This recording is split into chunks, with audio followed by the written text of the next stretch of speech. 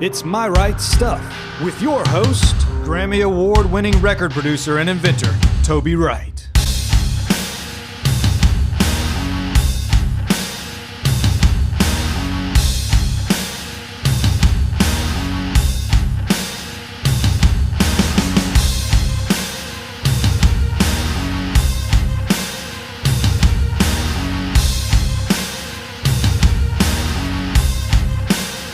My Right Stuff is brought to you by Tones, a natural sleep and sound healing portal available globally at www.tones.com.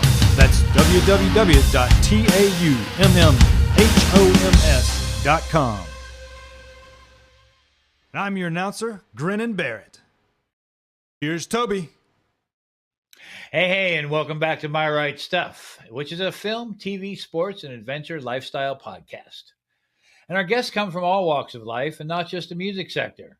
I'm your host, Lord Toby Wright. And on today's podcast, we have a very, very special guest, amazing bass player, Mr. Josh Paul. But first, I want to thank our sponsor, Tones, which is a natural sleep and sound healing portal, helping those people globally to get to sleep faster and stay asleep longer through tomes.com. which is www.taumhoms.com. And most of all, a big thank you to all of you who stream, download, watch, and support My Right Stuff. Keep spreading the word. Be sure to click on our show notes below and follow our link tree for a full list of all the channels we're streaming on, as well as all of our sites and social media platforms. Also, if you are able, please follow our support link to donate to My Right Stuff. Every single dollar helps support My Right Stuff crew who make this all possible. And of course, subscribe to our YouTube channel as well as the podcast channel of your choice so you never miss a single episode. Please head on over to myrightstuff.com and go to the store tab and pick up some snazzy merch for those bodies. Well, today's guest is Mr. Josh Paul. Well, if you're not familiar with Mr. Josh Paul, he's best known for being an amazing bass player. And he's a multi-instrumentalist, singer-songwriter, and a producer who is currently playing with multi-platinum artist Daughtry. Please give a warm My Right Stuff welcome to Mr. Josh Paul. How are you today, Josh? I'm doing well. What's happening, bro? I'm hanging out, playing some bass, talking to you, enjoying Excellent. some coffee. How are you doing?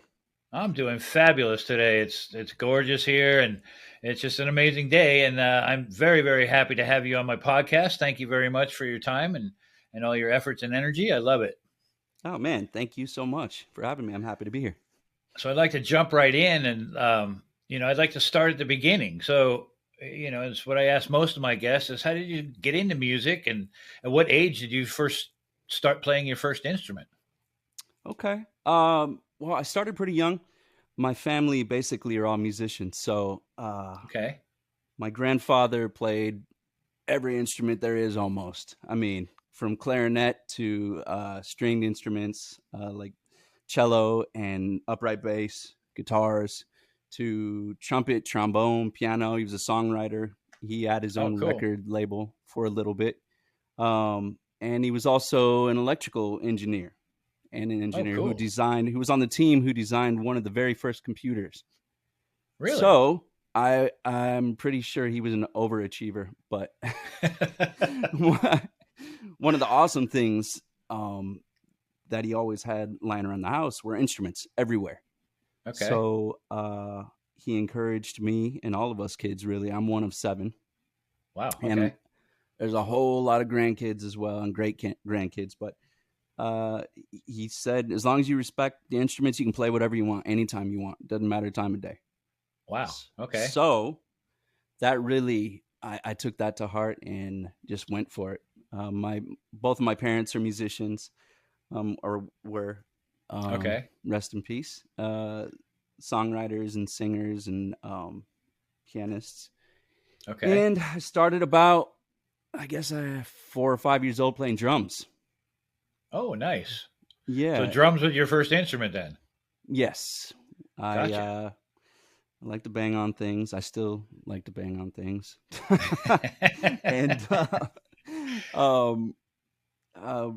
I started around 4 or 5 years old. I played in some Dixieland shows with my grandfather. He had jam sessions all night, all the time, fueled with good energy and scotch and whiskey, I'm sure. But Okay. I didn't partake in that at that age, Right. thankfully. Hopefully not. Only 2 or 3 years later. Right. There you go.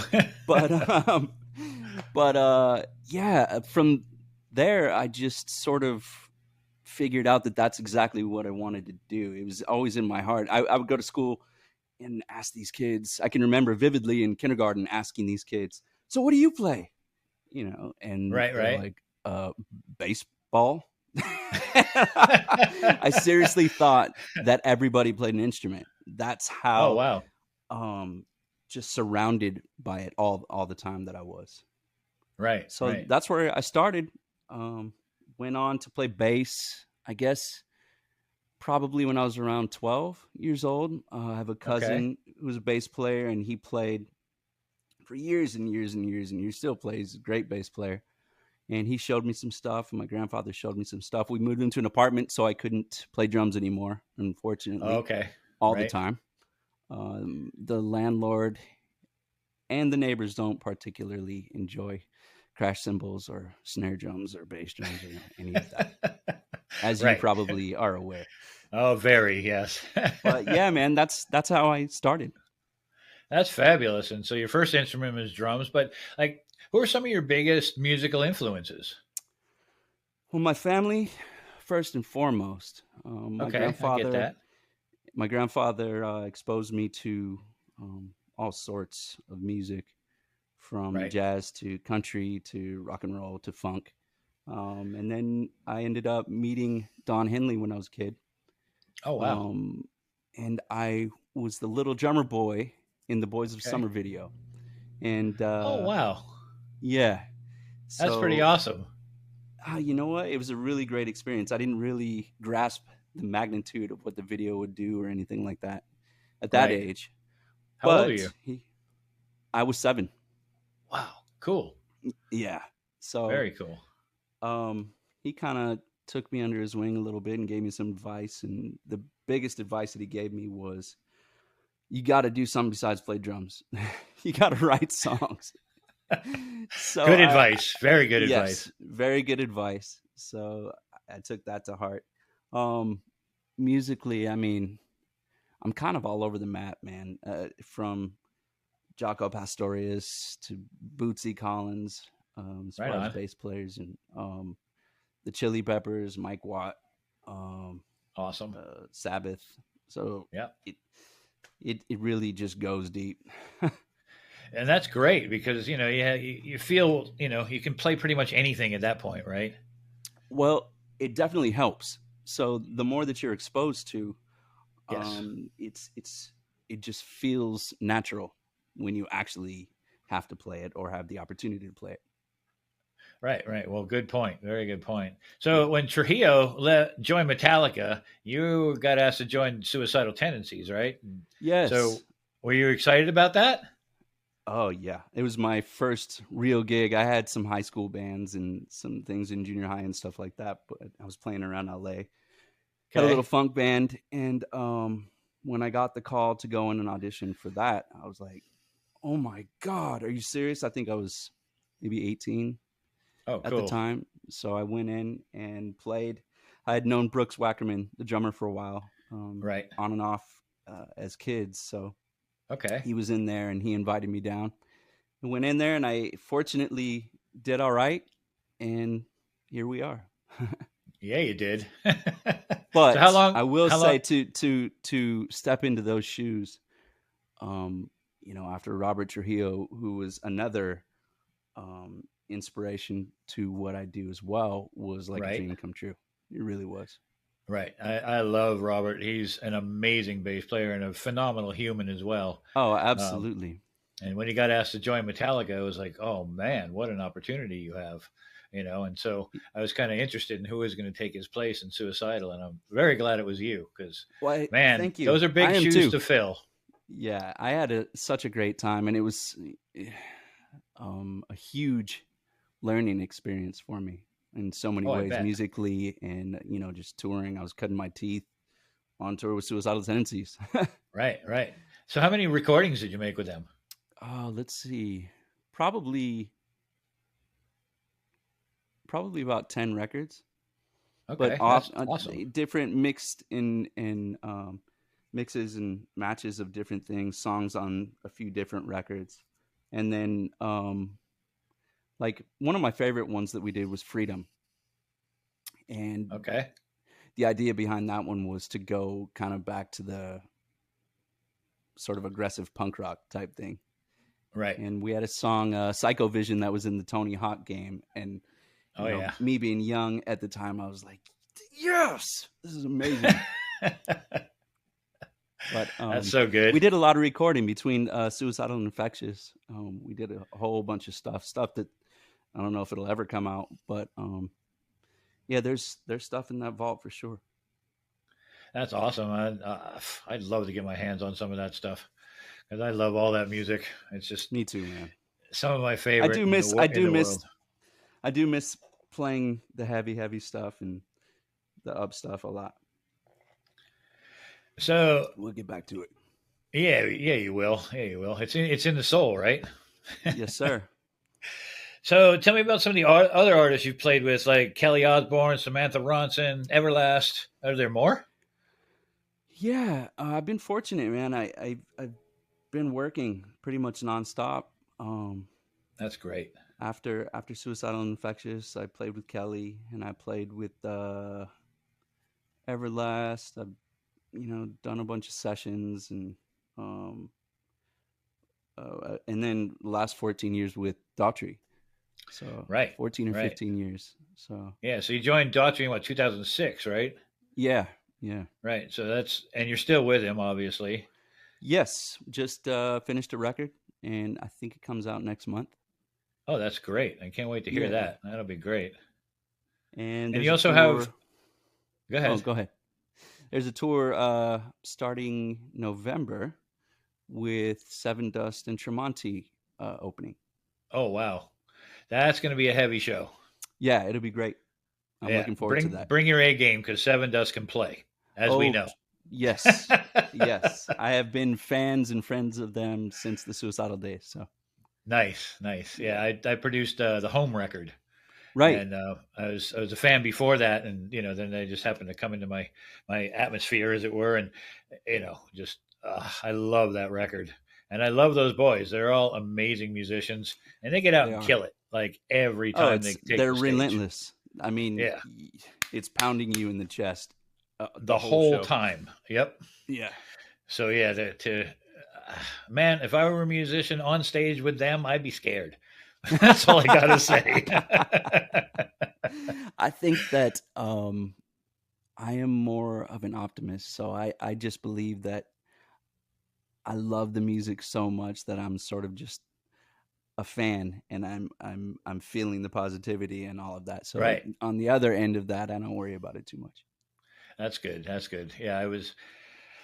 It's so much fun to watch those shows and to be a part of that kind of history that it's just to me, I don't know, I got to start really early in life too at Electric Lady Studios and so on and so forth, and built a few studios and all that kind of good stuff, and just working with the artists that I've worked with in the past have been so inspiring to me as a human, that everybody brings their A game, and then when one of my I think one of my biggest strengths as being a producer is bringing, that performance out of all the musicians that I work with. And, you have a songwriting and production company, right? I do. And tell us a bit more about that. And who are some of your artists? Well, Brian Craddock and I have a company called Co-op, and it's been a little bit on and off as of recently, just due to being busy with other things. But right.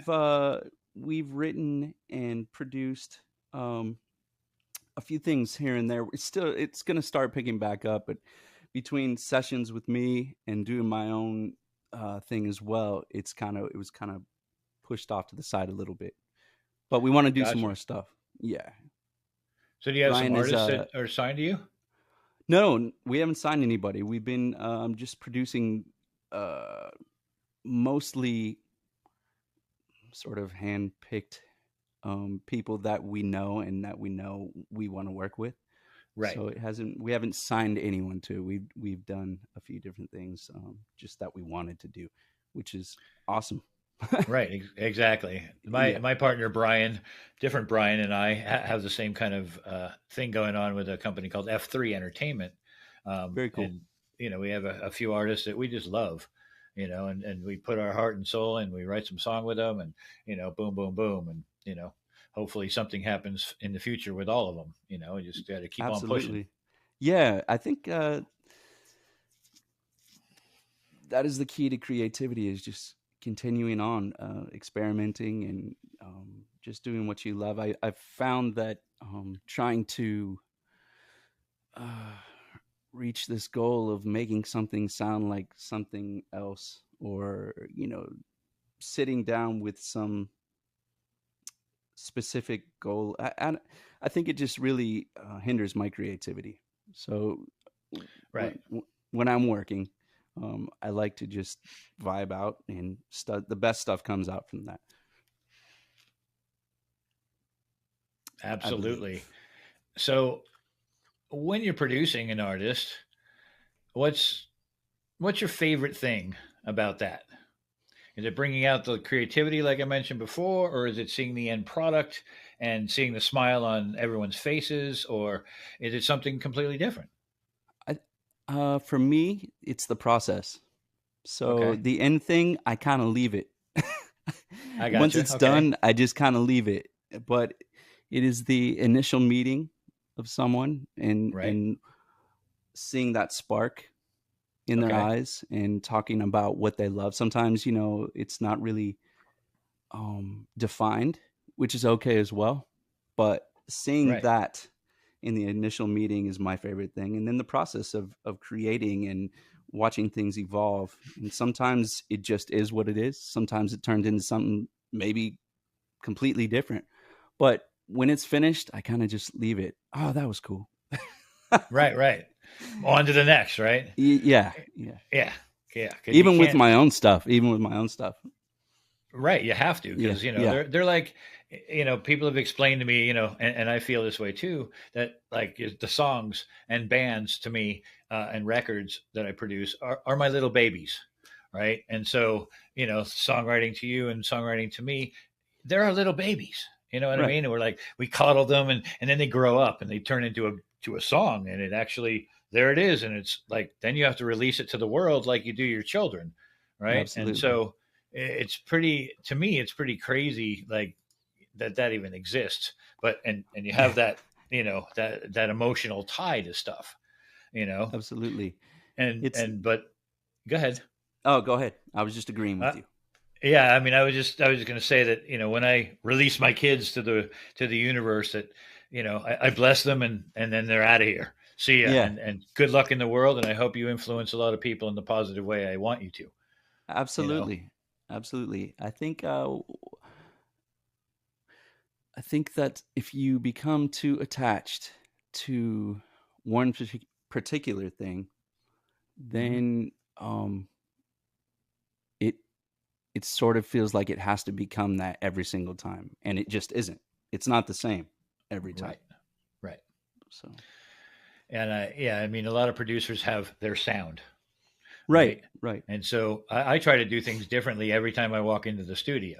I know where my boundaries are. I know the rules of what sound will do and what microphones can pick up what, and the rules, right? Your little Yeah, boundaries. absolutely. But within those Yeah, boundaries, there's a shit ton of things that I can do that can make working with you, for instance, different than working with a different artist, right? And I won't make your bass is the same I do, for Mike Inez, let's say, right. right? And I just Love it's Mike, by totally the way.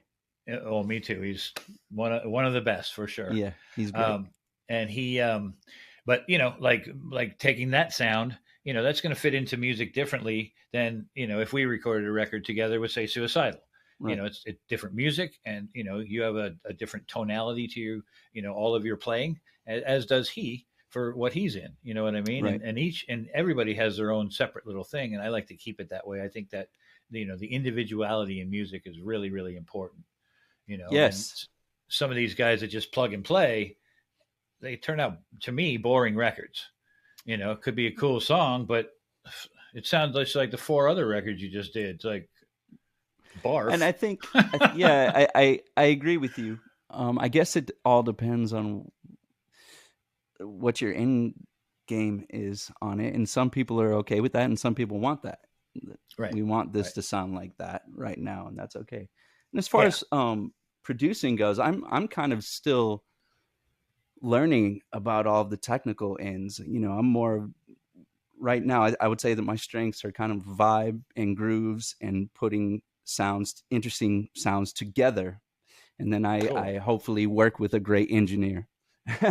Right, exactly. And they can help you put those sounds together, Right. you know, and that's really important because everything blending is where it's at, right? Because at the end of the day, you know, you can have the most amazing bass tone ever.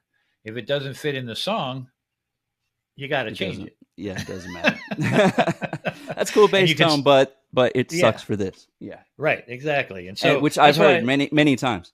Oh yeah, I'm sure you have. Like, that's the best bass tone ever. Doesn't fit in any song we got. Sorry. Mm-hmm. Yeah. But that's okay. Yeah, exactly. You just keep on going, right? But yeah, I understand you have a lot of extensive live experience. Can you shed some light on like what touring the world is like for those less fortunate? Man, it's the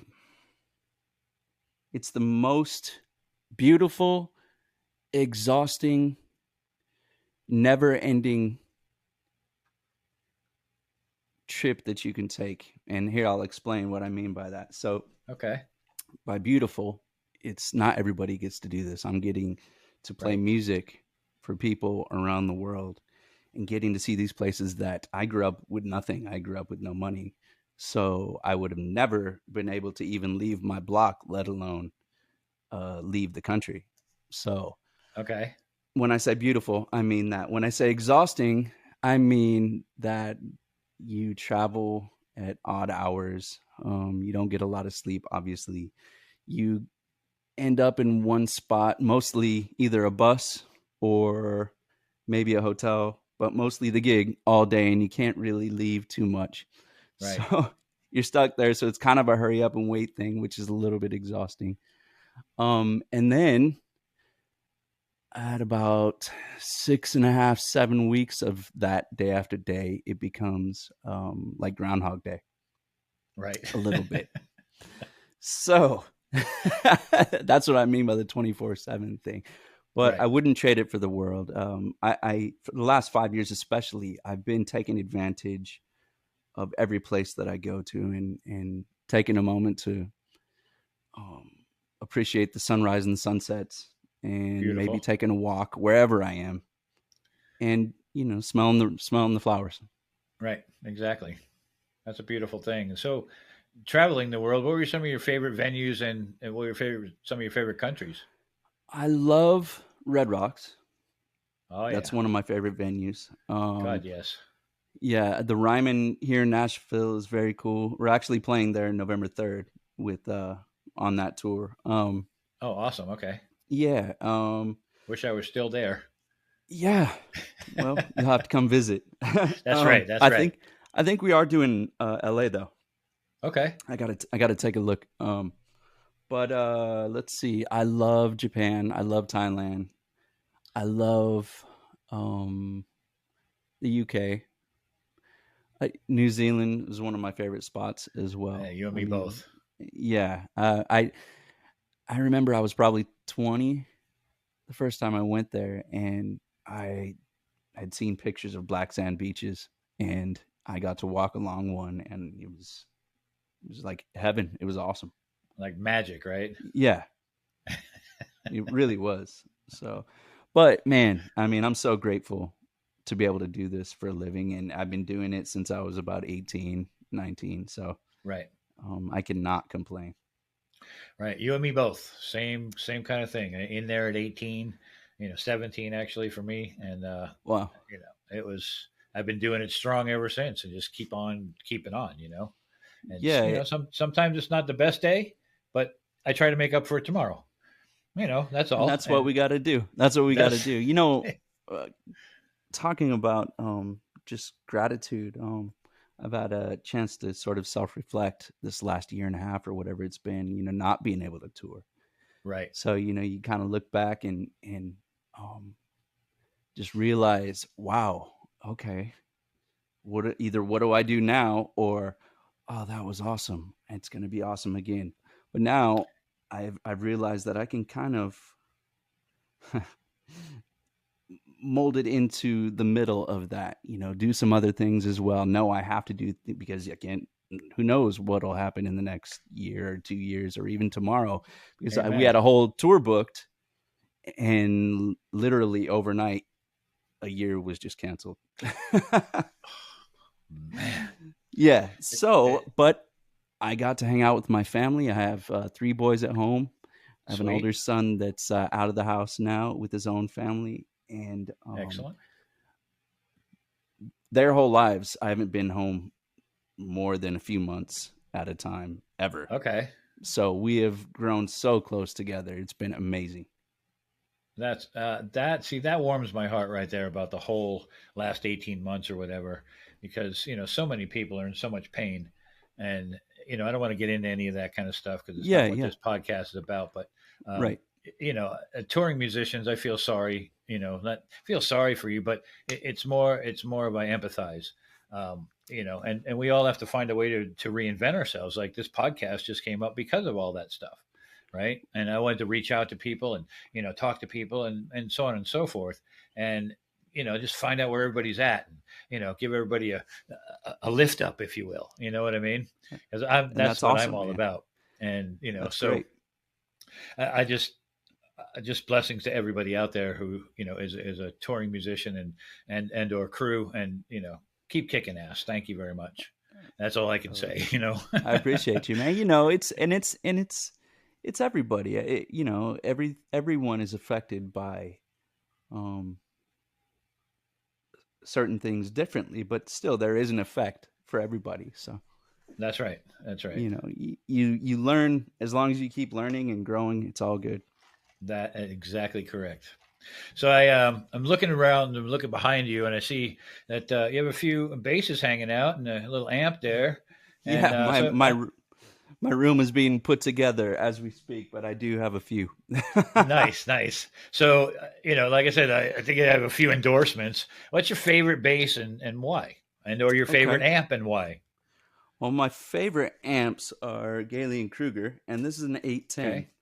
I'm trying to talk them into making them again. They stopped making them, but these are my favorite cabs. I'm not sure. I think they wanted to move on to some other lighter weight cabs and appeal to people that might have to throw it on their back and carry it up the stairs for a gig down on Broadway or something. I'm not completely sure, but yeah, not many people can fit these in the trunk. Yeah, there's that too. But all of their cabinets are really awesome. In the heads, I use a 2001 RB, and I'm pretty basic when it comes to that kind of stuff, plug and play type of guy. Gotcha. I just started working with Music Man, Ernie Ball Music Man. Okay. And I did one of my favorite basses that I just did a demo for was the Daughtry, which is a Stingray with dark glass preamps and alpha and omega preamp in it. Oh, so wow. I haven't heard those yet. Yeah, it's very cool. Okay. It's got a really great blend, so you can get really, really actually dirty in there. Okay. And or not. Right. I just got this today, though. Check this out. What do you got? This is a Joe Dart signature. It's a Music Man. Oh, nice. That looks beautiful. This thing is awesome. This is like the funk machine. I love it. That's killer. This is one of my other favorites right here as well. Sorry about that. This is the Fender Mustang bass. Yeah, I talked to him. It's okay. That's good. They talk back, I know. Yeah. JMJ Fender Mustang bass, which is so much fun. It's a short scale. Excellent. And, We got some flat ones on there. I use Dunlop strings and Okay. accessories. Those are my favorite.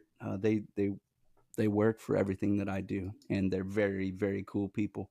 Which I'm actually hosting a podcast myself with Oh, Dunlop called Bass excellent. Freaks. Yeah, Okay. where I'm interviewing all sorts of great bass players, and we're just getting the bass community together and hopefully inspiring some people. That's awesome. I love it. So, do you use any pedals with all that? I do. I use MXR pedals, Okay. some dark glass stuff. There's a really cool pedal called Sub Octave Bass Fuzz that you will feel like you're about to crap your pants once I hit the octave and the fuzz on together. It hits you. You know I right love here. that shit. Yeah. So every time I use that on stage, people look at me like, Why are you trying to hurt me? yeah. But I have That's a whammy fabulous. pedal that I use as well. So Okay. that's pretty cool. And let's see, some envelope filters. What else do I got over there? Vintage bass octave pedal, which is awesome as well. Sweet. Okay. Yeah, I got a lot of toys. You got a lot of toys. I hear that because, like, Yeah, you know, man. I have a lot of toys as well. You can't see them really in this picture. I'm facing the wall of gear in here. I got you. But you know, if you're geared like me, and are there any pieces of gear like you can't live without? Like Yeah, besides it's the obvious, like a bass and an amp. there's I do love Dunlop strings. They Okay. work for me. They feel great. Coffee for one, cold brew. There you go. Oh, check this out. Hang on. Yeah.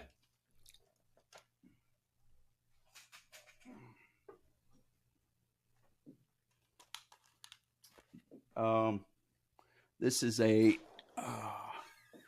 Stingray 5 Ooh. special. Okay. HH. This is a great sounding bass.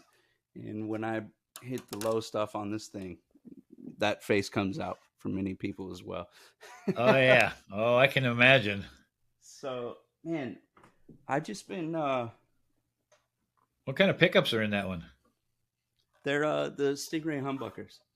Okay. Yeah. So but I'm grateful to have all of this in my fingertips and to have been able to acquire, all the stuff that I am able to do my job. Exactly. That makes your job a lot easier, doesn't it? Absolutely. I was talking to Oteil Burbridge. Do you know who that is? I don't. He is a phenomenal bass player.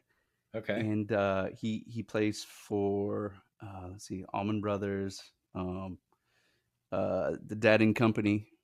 Okay. Which is So I got anyway, the circle for sure. Yeah, we were talking about effects, and he was saying that he used to use them all the time, and then Right. somebody stole his pedal board. Okay. And he was like, "What the hell do I do now? What am I going to do?" So Right. from then on, I'm not using any more pedals. I'm not going to have to depend on pedals. Screw that. So sometimes I'll just go straight in as well. Right. It depends on your situation and your feeling, right? Absolutely. Yeah. If you feel like if you need a few tricks, you plug in the pedals. If you don't, you go straight in. Yes, sir. I love it. Let's break away from your musical career for a second. And I understand you did a bit of acting. Can you tell me about that? And what was it for? Yeah. So when I did that music video, I guess Okay. a lot of casting directors, who's that cute little boy that was playing the drums? Nice. So I ended up getting an agent and did some stuff as a kid. I was actually in Ferris Bueller's Day Off, but I got cut out. I was Ferris's little brother. Yeah, darn it. But I got to shoot the whole movie, and it was a great experience, and I can tell the story. So there you go. Unfortunately, you got cut out. Oh, well. Yeah, it's okay, though. And I had a couple things on like Wonder Years and, bit parts and recurring role type stuff, but it was awesome. That's I'd pretty like to do fun. something like that. Now, especially, although I have many tattoos and stuff, so who knows what kind of role I'll get. Yeah, you never know, right? It'll be Hmm. that, weird guy with the bass in the corner. Right. You know. That's okay. I'll take that. I'll take it. Exactly, exactly. Yeah. All right, so let me see. Let's go back to music for a second. And if you had a dream artist that you'd give your left or right testicle to work with, who might that be? Wow. Oh my And gosh. why? Yeah, that's a hard one, man, because there's so many. There's so Right? many. Um, I would love to jam with Dave Grohl. Um, There you go. I think that would be awesome. I would love to play with Rage Against the Machine. I would love to jam Sweet. with George Clinton.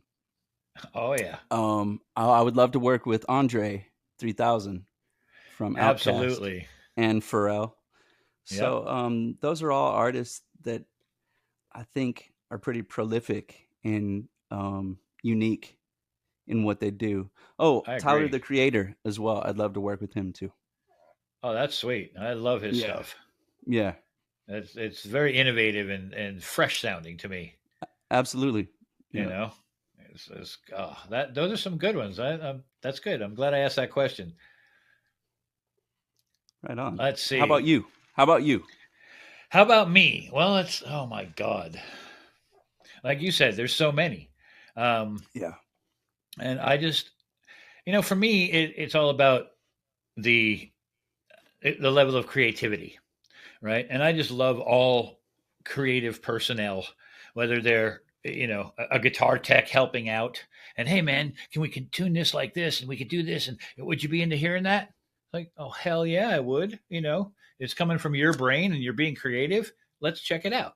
You know, um, and like some of the artists that I love to work with, it's just about the creativity for me, right?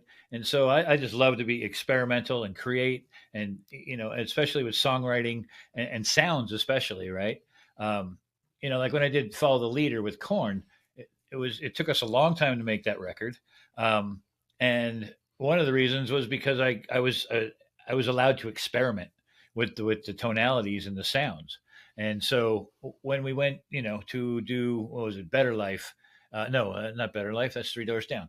Um, when we would got the life, yeah. um, which is one of their big singles. The intro guitar is done with a fan, through like a regular like big old box fan, and I mic'd it in stereo and away from the air coming out, so you didn't hear all the sounds, and it just came out beautifully, and it was like, wow. Okay. Well, that was a cool experiment. That was beautiful. So it's That's it's awesome. it's Was artists like that. was yeah? Was Ray in the band then? No, The drummer. no. Okay. Yeah, I got to work with David. Oh, Um, cool. Okay. so that was fun. And it was a whole. That record was just it was crazy goings on. I There were love that 40 record. 40 people in the studio at all times. Oh wow. It was just a big party. And in the middle of it, we made a record. So It turned out all right. I think it turned out pretty darn good. I love it. Yeah. I'm very, very proud Yeah. of it. And I'd love to work with them again. There's one artist that, keeping up the creativity is where it's at for me. And I get really bored with, doing the same thing over and over and over again, right? Like we talked about Me earlier. too. And Cheers so to that. I try to do everything differently and try to be creative in my approach to everyone's music because, like we said earlier, you're a lot different than the next person and the person after that, and so on and so forth. And I don't want to take away from your creativity at all. I don't want to take away from their creativity at all either by doing things one way, my way. Right? Fuck that. It's not a Toby Wright record. It's your record, and that's what I strive to bring out of all the musicians that I work with is their creativity, their vision, and their music, right? And can I add to it? Oh, absolutely. I can have fun adding to it, but at the same time, do I want to? Because it's their creativity. You know what I That's the mean? key to being a great producer. I think any producer that I've worked with that inspires is a great producer in my book. Thank you. And that's what that's my intent completely, is to inspire all the musicians that I work with. And, yeah, just, bring your A game, please, you know? Yeah, I hear that. Yeah, that's awesome, man. So on my right stuff, we try to have fun, get to know our guests a little bit more than just like the surface work stuff, as you're getting to find out. And I was wondering, and what you might consider like your hidden talent, like because I know we Oh, all have one or two or five. Um, what okay. might be your hidden talent? I read extremely fast. My wife always makes fun of Really? me, but yes, and so I think it must have been from growing up and doing the acting thing, going to cold readings and stuff like that. But I can read pretty fast. That's awesome. Then Yeah. now, is it reading out loud really fast, or is it reading to yourself, Uh, or both? Maybe a little bit of both, but reading to Okay, myself for sure. Yeah. And right. I can drink a shitload of coffee. That's my other hidden talent. I got one of those too.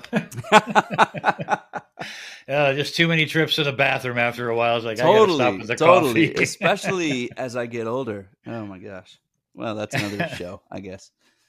Yes, yes, we can do a part two for sure. Okay, And cool. so tell me what's next for Josh Paul, and when are you going to play on Uh, some of our F3 tracks? I'm Call me. I got the setup here coming together, so it's good. I'd love to. Okay, Um, excellent. I Thank you. I I really want to work on my own record, which will Okay, be kind of like a funk punk album, cool. with some crazy interesting sounds and some guests. Okay. I am constantly putting down ideas. I just need to now shape them into a record, and I want to do a full record. I don't want to just do a few songs here and there. Excellent. Yeah, So that I'm is my into the goal. record thing too. Yeah. Well, if I can help you in any way, please let me know. I'd Oh, I'd love love to to. work with you on some. That'd be awesome. Yeah, I'll mix that record for you. No problem. Awesome. That's an Cool. easy part on my on for me. But I can come to Nashville and we can produce too and write and have a good time. Boom. Whatever's clever. Sounds like a party to me. I know, right? So tell me, where can the world find you? I'm on Instagram a lot. So Okay, it's Josh Paul on Instagram. okay, And that's probably I'm on Facebook as well. And on Twitter it is the real Josh Paul. the real. Okay, cool. The real, because there was a fake one at some point, I guess, so I had to change it, but it's cool. I mean, his name could have been Josh Paul as well, because I hear that there are more than one, which is surprising because it's such an uncommon name. Right, right. Well, then there's those two Yeah, brothers in the MMA, right? yeah. There's last. Also, Jake Paul and somebody, whoever that is, but Is it there is a Brian base. Paul? I think. I don't know.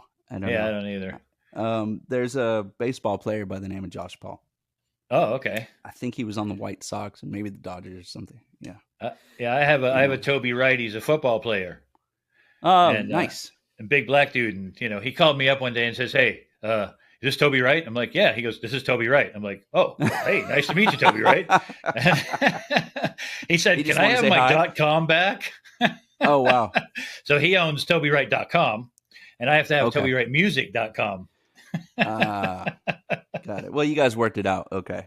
We did, Civilly, we I did, guess. and it was a Okay. very interesting and funny conversation between two Toby That's Wrights, awesome. which I thought was awesome. The Toby Wrights. Yeah. Exactly. So, on Instagram, on there, I'm mostly doing just little tracks and a lot of bass playing. So, Awesome. it's Josh Paul. Okay, great. Well, we'll be sure Yeah. and look you up. Right on, Well, man. thank you, Josh. This has been a very informative and fun episode. I loved all the stories and learning about you and your musical and acting career. And thank you very much. I really appreciate it, and for taking the time and being part of this episode of My Right Stuff. Man, I appreciate you and thank you for having me. I'm a fan of your work. Thank you. I'm a fan of yours as well. And keep up the good pounding on the bass, dude, because I love it. I Will love it. do. Will do. All right. Well, I'd Thank like you, to man. thank my sponsor, Tomes, which is a natural sleep and sound healing portal, helping people globally to get to sleep faster and stay asleep longer. And you can find this piece of gold at tomes.com, which is www.taummmhom.com. And most of all, a big thank you to all of you who stream, download, watch, and support My Right Stuff. And please keep spreading the word. Also, we have a merch store that you can pick up some snazzy merch for those bodies. And don't forget to tag us in any photos with our merch so you can give us a live shout out. And I'll give you a live shout out on My Right Stuff. There you go. I want to thank our whole My Right Stuff crew for making this possible every week. And this has been another exciting episode of My Right Stuff. Be sure to tune in next week and every week for yet another adventurous episode. Be sure to subscribe on YouTube and never miss an episode. And I hear it also give you 10 years good luck. Ding, ding, ring the bell. I'm your host, Lord Toby Wright. And remember, listen loud, play hard, and keep reaching for your dreams. Thank you, Josh. Have a good night. Thank you. You too. Good night.